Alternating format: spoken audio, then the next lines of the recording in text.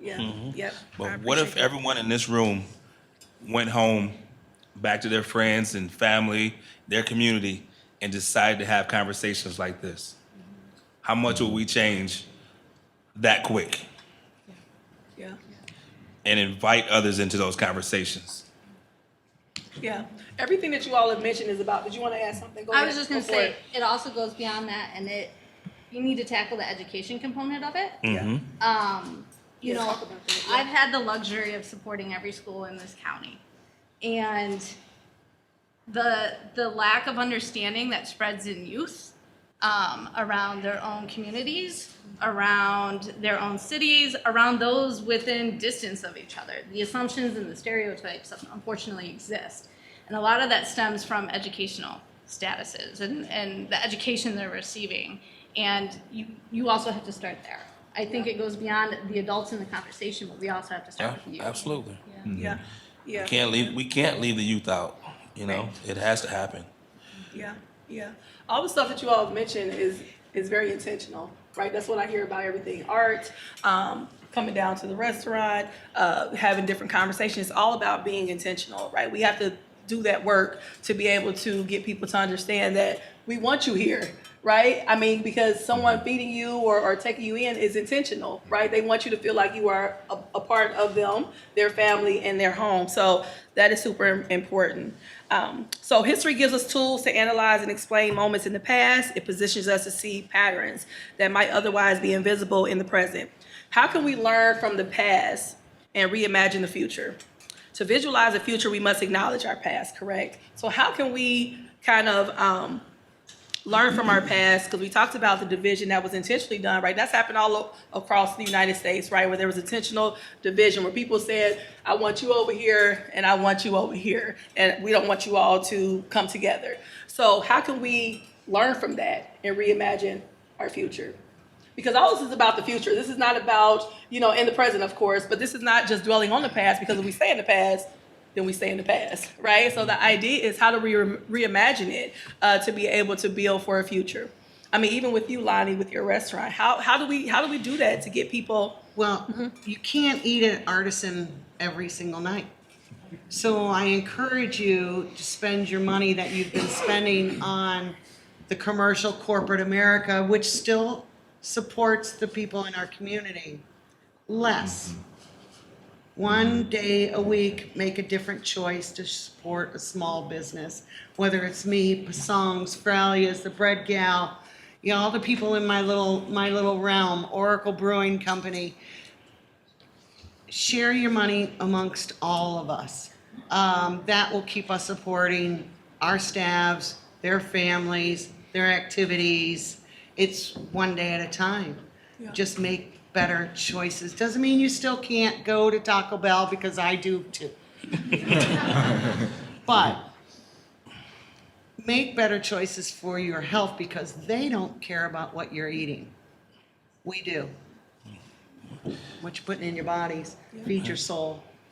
And the growth of the restaurant industry in whether it's the east side or the west side is huge. Small businesses just trying to survive, putting every dollar that they have back into their business. It's not coming into my pocket. It's going to my staff. It's going to the community, things that are happening, and we have to share. Keep on sharing for those that do. Yeah. You know who you are. Yeah.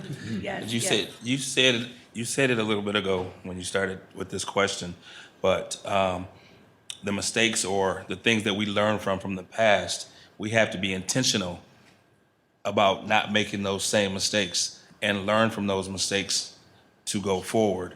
So, I mean, we just have to be intentional, like I said, of what happened and do something different.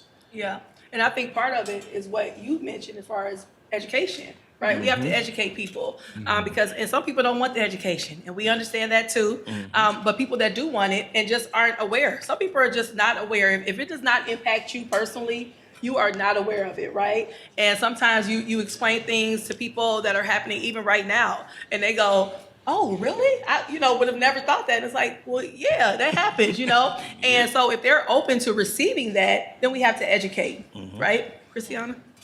How'd you know I want to say something? I I can read people's minds. So one word that I personally thrive by is the word transparency. Because one thing you just mentioned, like, you don't know what you don't know. Sure. You know, so like, if I don't know your struggles and my struggles, you know, let's just look in this, you know, honestly, let's just imagine that, you know, everybody's the color blue right now. And everybody's all the same age, and we all live in the same neighborhood. We have similar issues, but nobody will know that if you don't say it. So if you look back at the past, those issues, you have to be transparent about it. You know, you can't ban the books. You know, you can't hide it. You can't skirt it. You can't sweep it. It needs to be present in there. So that way when, you know, I'm a millennial. So when my generation is here, we can start conditioning who's next. So being transparent and being open to the mistakes and learning from each other, first of all, you know, Yeah. you're stronger together. Yeah, and it's not about being defensive, right? I mean, 'cause sometimes I think people think that you are being accusatory, when really it's like, no, this is just observation. This is actually happening. People are experiencing that. It's like the worst thing when you say you have a bad experience at a restaurant, right? And you tell someone, oh my goodness, they treated me horrible. They never came to wait on me. And then they say, oh, well, every time I went, they were great to me. It's like, well, good. I'm happy about that for you, right? But that's not my experience. So we have to be able to share. Kevin, you want to say something? Yeah. Yeah, I just kind of want to piggyback a little bit off of like the education piece. I think that's a really big deal. Sure. So like, I think for many of us in Saginaw, we're all in silos, and a lot of what we learn about the other silos is through storytelling, which is super powerful and so important and so beautiful in its own special way. But it can also be ugly, you know, when, like, again, we're only hearing one story in one silo and we're not hearing how it's coming from other people's perspectives. Yeah. And there just really isn't, or historically there hasn't been like this main space where, you know, people from different walks of life are coming together to share these experiences and sort of understand and relate to one another. Yeah. And now those spaces are starting to exist, right? So like we have this space right here, and for me, I went through, you know, SVSU does a good job of providing spaces like that. I did Henry Marshall Institute for Public Policy because I'm a very political person, as I'm sure most of you know, and like I had a lot of preconceived notions about people, institutions, leaders in Saginaw going into that I'd never met. If you show me a picture and then show me a list of names, I probably couldn't connect them right. But I already had preconceived notions in my head that, like, once I was in that space where we had the difficult conversations and did the cool exercises, my views totally changed. Yeah. Right? But I think even now that we do have spaces like this, it's difficult to build the entire community into this space. So, like, when I look around the room, we're all members of this community, no doubt. But most of us are community leaders or activists in some sort of way. We belong to some larger entity within Saginaw or some four-letter organization or whatnot. And so, like, how do we reach people who don't have a degree, people who don't have a salaried job, people who don't really engage in the community? They go Right. to work Yeah. and come home, and that's it. Yeah. We have to figure out how to build that space to do storytelling for those folks too. Yeah. Yes. Yeah, Alex, yes. It's Thank you, Kevin. it's really hard to even get on the same page for what happened in a place like Saginaw. I think it's really interesting. I mean, one of my favorite hobbies, I can be up till 3 a.m. just reading old newspapers. I don't know if you knew this, but you can read 150 years of newspapers through the Michigan Public Library. Highly recommend it. Great time. But don't stay up till 3. No, well, yeah, you should get some proper sleeping hours. But the things that are revealed when you read those really old papers, I mean, even going back to the 80s or the 90s, and you start seeing those things where people had an idea of what they wanted to do, how did that come to fruition? You know, like, how do we get a thing like Morley Plaza, and then you find out that there was extra money from urban renewal that they could just do something with, so they tore down the Morley buildings and made a park out of it. And you don't really hear how that happens, but you just kind of wake up in an environment one day Yeah. and say, okay, so how did this happen? When you start asking those questions and you stop dealing with vague generalizations, there's a lot of people who I've asked, like, what happened to the city of Saginaw? And they'll say, well, there's lumber, there were GM jobs, and then those jobs went away and things got bad. And that's how we got to here. And it's like, well, there's a whole lot of stuff in between. And when we just kind of gloss over that and we don't talk about, like, I couldn't tell you how many people, when I was doing a documentary about Saginaw, how many people told me that the riots of 1967 were the turning point of, oh, that's when people really had to leave and the flight happens. And then you start, you can choose July 1967 from the newspapers, and you can go through, and before things get hot, you can start seeing that there's all these activists who are in the paper saying, we need better housing, we need jobs in our neighborhoods. The streets, they're making compromises of, do you want sidewalks or do you want another police officer? Which one is it? You got to choose one. So there's all of these things, all the way down to, we want to be able to go downtown without being harassed. And then you start to see the image of the frustration. And then you look back and you say, well, luckily we fixed all of those things. We've gotten completely on top of the housing and the education. Everything's fixed now. But to generalize it as, some people had a riot and that was it, like, no, those things are all the symptoms that follow through all the way to today. Yeah. The consolidation of the high schools, like, that plays into that conversation even. There's this long history. So let's talk about that. Let's talk about that, because I know I've talked to, I try to do a little research and talk to people and get my, some information. But I've gotten mixed reviews on how people feel about that, right? Because there's some deep rooted history in the two high schools, right? You know what I mean? So I've been to a couple of the games, right? And people get real serious. So how do you all feel about that? Do you feel like that will bring more connectivity, or what? Tell me, Rebecca. I see you going. I've been able to support both high schools in my previous career, and both are so ingrained in amazing culture. Yeah, beautiful. And culture. When you blend the two together, there's got to be some conscious effort to respect both, right? And respect the communities that are coming together. I will say this, that it's been a long road, and I know that, and I watch what Dr. Roberts has accomplished, and I'm highly impressed. It's a challenge to bring those two sides together in one building, and it's gonna be a beautiful building. I've spent a lot of time in Arthur Hill, and I spent a lot of time over at Saginaw High, and I just think there's gonna have to be a heavy focus on culture when you're bringing the two high schools together. Yeah. Devon, you want to say something? But that's not the first high school. These are not the first. Oh, I'm sorry. No. Go ahead. Yeah, go ahead. Devon's like, go ahead. No, Devon, you gotta talk to. Go ahead. I'm sorry. I didn't mean to cut you off. No, you're fine. Thank you. Go ahead. But This is organic conversation. Go ahead. but this is not the first set of high schools that Right. had to merge in the city of okay. Saginaw. Okay. Yeah. You had Eisenhower and MacArthur in Saginaw Township that merged, who you have Heritage now. That was a fight. Yep. And to a fight to where one of the schools was burned down, or part of it was mysteriously Is set that fire, a newspaper? possibly. Can I go? Yeah, you can probably you can look that up. It might be. You might have to talk to some people. Yeah, but again, this is not the first time we've had this in our city. So it is a struggle. It is a fight, because, like you said, you're blending heritage, you're blending culture. history, Yeah. culture, and it's tough, because those that are Trojans and those that are Hittites, Yeah. hey, it's a battle, and everyone knows it.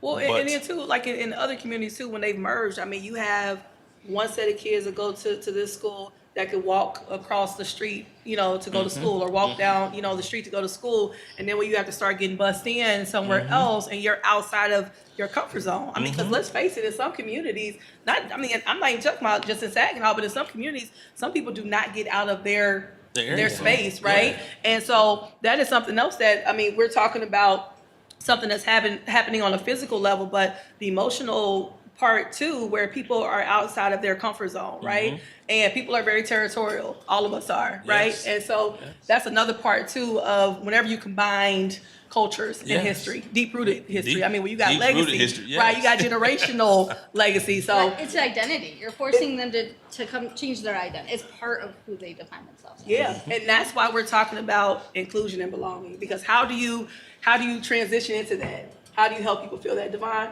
you've been so patient. I Go know. for it. you gotta just jump in there, Divine. To me, the version of school is totally different than what we think of as merging. Right now, it's a social media era. Most of these kids from both schools, they talk to each other a lot, to where putting the two schools together, I don't see a problem. Like you said, when I was going to say, I probably would have got disowned if I said I wanted to go to Arthur Hill because my was just- family went to Saginaw High.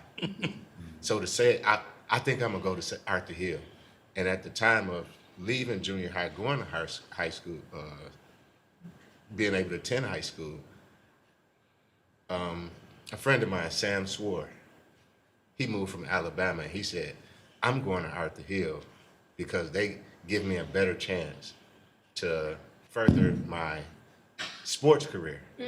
Sam Swore ended up playing for the Los Angeles Raiders and a couple, different schools. Not to say that Saginaw High didn't offer that, but at the time I was there, they didn't look at Saginaw High as a school you could go to and then say, hey, I'm gonna be a football player and I'm gonna get looked at. Right. It was more so Saginaw High is just bad school. You don't want to go there. But like I said, my whole family went to Saginaw High. Yeah. So at this point, them bringing the two schools together and putting it downtown, it kind of make me think about my grandmother, who is 89 now. She said, I went to Saginaw High when it was by the Board of Education. She stayed in Carlton. Their football field was Longfellow School. So they would have to walk from the Board of Education to Longfellow, which is blocks and blocks away from that area. So when they merge them together this time, I see a good thing, not so much a battle, because these kids at this time, they communicate with each other, AAU games, whether it's boys or girls. These two rival schools, they be together a lot. And with social media, they talk a lot. Phone numbers, like we used to say, how could you call somebody from Saginaw High? Or why would you call somebody from Arthur Hill? But they conversate now. They talk to each other now. So I see it as a good thing as far as bringing the two schools together. And I think it'd be awesome for Saginaw because of what they proposing to do downtown. I see a lot. I see a bright future for Saginaw at this point. Yeah, no, I appreciate that perspective. Thank you. Yeah, so my addition to that is that the structure itself is beautiful, right?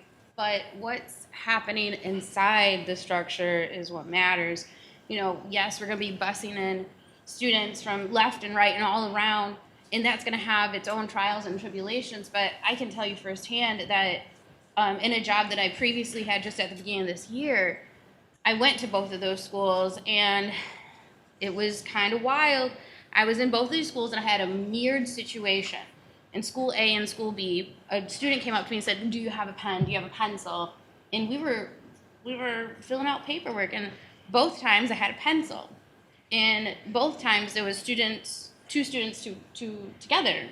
And they said, well, I need a pencil too. So I'm looking, and then I said, well, you know what? As soon as I find a pencil, you can have both of them. Hold on. I'm going through my bag. And the first student breaks the pencil in half and hands it to the other person. I was like, wait, you just broke my pencil. And then they both said, that's okay, because it'll fit in my pocket. And I looked, and I'm like, they said, because we don't have book bags. So I don't care what the building looks like. It's happening. What's happening inside the building is what matters to me. And that's what should be mattering to most of us. So I'll tell you right now, I ran to the store and I was like, take all the pencils, you know, like just grabbed them and then I took them. And so it was funny because 2 weeks later, it wasn't funny. I should have another word for that. It was ironic because a couple weeks later, I went to school B. The same identical situation happened. And not only was I hurt, but I was just absolutely disgusted with that. I was like, why do they not have bags? Why is it? You know, so I'm sitting down. I was like, you know, I know I'm supposed to be helping you fill out this basket, but like, where's your book bag? You know, they're like, well, I just carry them. My book bag tore. My mom couldn't replace it. X, Y, Z. So, you know, these are situations and conversations we need to have because if mom can't get you a book bag, how's mom going to pay for gas to drive you across town to get you into this beautiful building? Yeah. But it goes beyond the book bags and the supplies, right? It Yeah. goes to the quality of the instruction that the kids are receiving Yes. while they're in that beautiful building, right? Yeah. And I'm not saying that it's not high quality by any means. I haven't been in one of those schools in a while. It's been a little bit. But the Yeah. inconsistencies across the instructional field, if you will, is very apparent when you walk from school A to school B to school C, right? It's all in the quality of the instructional leaders. It's all in the quality of the educators in the classroom, their experiences, and more importantly, that the students can identify with the person in front of them, providing them that instruction. And Yeah. unfortunately, there is a significant disproportion of teachers that match their students' demographics. And that's hard, right? That's a whole nother subject. There's just, Yeah. what's that? That's a whole nother subject. That is. I probably shouldn't go down that route right now. She's like, I got more questions. I love organic conversation. Like, I mean, I think this is what it's all about, is just talking, right? Right. And so this is okay. And it's important to talk about this because people always, I mean, I think people have been experiencing this across the nation with keeping the teachers, right? I mean, I think people get them, but they can't keep them. And so I think they're talking about education, and that part of it is super important. Kevin, I wanted to touch back on the political part because you work in the political arena, and how can we as communities kind of come together? I mean, because so I talk to people from, I mean, as you all know, I talk to people from all sides of things, and I really enjoy talking to people and getting their perspectives. And right now, it is this extremisms that are happening that's driving me nuts. It's like, you know, you're either all the way over here or all the way over there, and we're having a hard time, I feel, coming in the middle a little bit. And I'm not saying to, like, you know, surrender your deep, you know, convictions, but having a conversation is easy, right? I mean, you know, we can at least do that. We don't have to agree with each other, but how do we have these conversations? And because I know a lot of times when I talk to people about Saginaw, they always, you know, think it's just black people that live here. And it's like, no, it's all kind of people that live here. Saginaw is a very diverse, you know, space. It's a beautifully diverse space. And so how do we get people to understand that, yes, there is diversity here, and we need to bring all people to the table and not just people that look like us or people that align with our way of thinking? How do we work on that? So I think a big piece of it is how we approach the conversation. Okay. I think that a lot of the times when we start to talk politics, we don't ever. What'd you say, Devon? That ruins. That ruins Yeah, it. it does, right? No politics or religion at the dinner table. Right? I'm like, talk about it. Let's go. Yeah. It's difficult. Yeah, Yes, no, yes. but I think like when we have these political conversations, we have to come with the mindset that most of us overwhelmingly at the end of the day all want the same things, right? Like when we're talking about, you know, the merging of the schools, at the end of the day, we all want what's best for our kids, right? We all want them to get the best quality education. When we talk about moving Saginaw forward, we all want to see, you know, families have more economic, you know, mobility. We want to see folks crossing bridges and divides and all of those sorts of things. And so if that's the case, that's where we have to start the conversation and not start with the, you know, oh, well, we can't put the schools together because, you know, I went to Saginaw High and this is, you know, my heritage and my history, or, you know, oh, we have to merge the schools together because this one has 700 kids, this one has 300 kids, and this makes 0 sense. Like, you've got to start in the middle. Okay, like, we all want what's best for the kids, and then we build the conversation out from there. Yeah. What'd you say, Devon? No, I was just agreeing with him. Like, Yeah. you have to. It has to be a starting point, and then you build outward. Yeah. what's the first conversation that to have? I don't have an answer to that. I'll say art again. Always bring that. That's good. Art again. Yeah, yeah. I talked with the superintendent at the Board of Education. Plan on doing some artwork in the school for the kids. I do murals on Niagara, and the majority of the murals I do is for the kids. I think about the seniors, when it's senior time, like class picture time, even while we painting, you get kids that come up and say, do you mind if I take a picture while you're working? I want to take my senior pictures. And I was like, okay, let me move out the way. And they're like, no. I want you in the picture for my senior pictures. So Yeah. that type of thing is cool to me because it's kind of the reason I came back to Saginaw. I lived in Dallas. I lived in Columbus, Ohio. I lived in, I don't want to be heard though. He doesn't want to be heard. And I see what they do with the youth. And I said, I got to come back home and start with the youth. I'm trying to do something with the First War Community Center. I'm trying to do something with the neighborhood house and teaching kids. Like I said, I'm an artist. I airbrush, I paint, I use different mediums, and I want to give them that to, as far as entrepreneurship. I see that in Saginaw a lot. Like I know a lot of people. I want to go to her restaurant. I just found out where her restaurant is right there. So I'm like, I gotta go get some. I gotta go get some. So I just want something for the youth, and I plan on helping in some kind of way and fashion. Yeah, that's amazing. Yeah, art is definitely a way to bring people together because nobody cares. Like, people look like we just all kind of come together and create. So I appreciate that. So we just had the Memorial Cup here. Did you want to add something, Alex? Because I see your hand. Go ahead. Yeah, I was You kinda could doing just it, talk. yeah. Just talk. Yeah, go for it. We'll go to the next part. It's really interesting that the conversation that was happening when I moved home was the closure of Saginaw High. That was the topic of whether or not we were going to close Saginaw High. And then the conversation changed where it turned into we're going to consolidate the schools and there's this huge bond coming up. And I think that it's not a question at all that these schools needed investment, and it's not a question at all that we needed to do something. But I think that we were trying to solve problems within a crazy situation where no one's asking the question, why are there bad schools?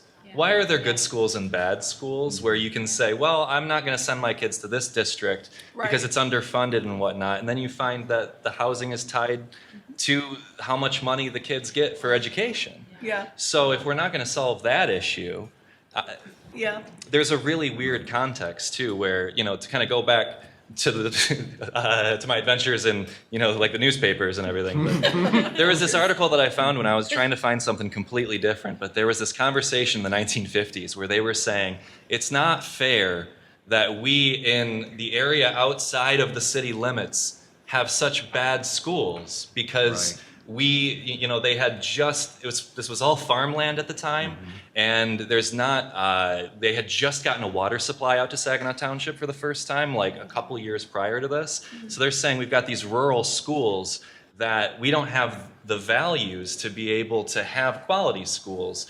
But the city of Saginaw was so packed that they were turning kids away. And they were saying, well, you can't have school of choice type because we have so many students here. And it was that the city schools were the schools you wanted to be in. How did that just invert like that? But then the funny thing is, at the end of that article, the thing that they're talking about is, why aren't we talking about a countywide school district? But they were talking about it from a different perspective of the rural folks were saying, this isn't fair to us.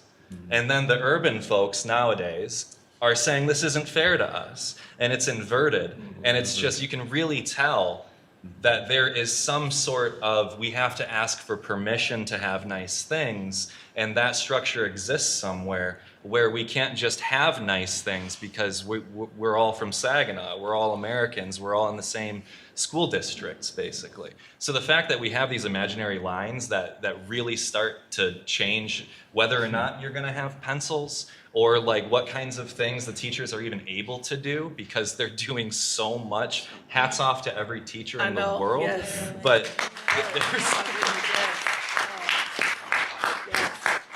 there has to be some sort of infrastructure in there to make sure that they're not operating on their own, but then community can also happen within those schools too. I think that's what we lost by not having the neighborhood schools anymore. I do like that we needed to consider, like I get it, I understand it, but I do think that if you look back 150 years ago, you had to walk to school because nobody had cars. Yeah. And so then you turn it into an equity conversation of we're not talking about the technology of cars.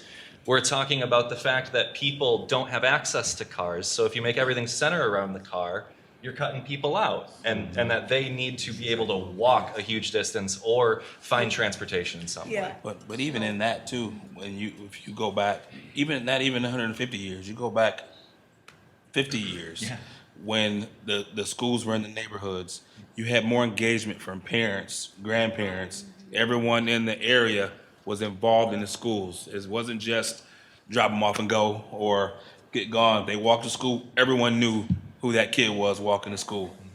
And those are things that we're missing in our community as well. How do we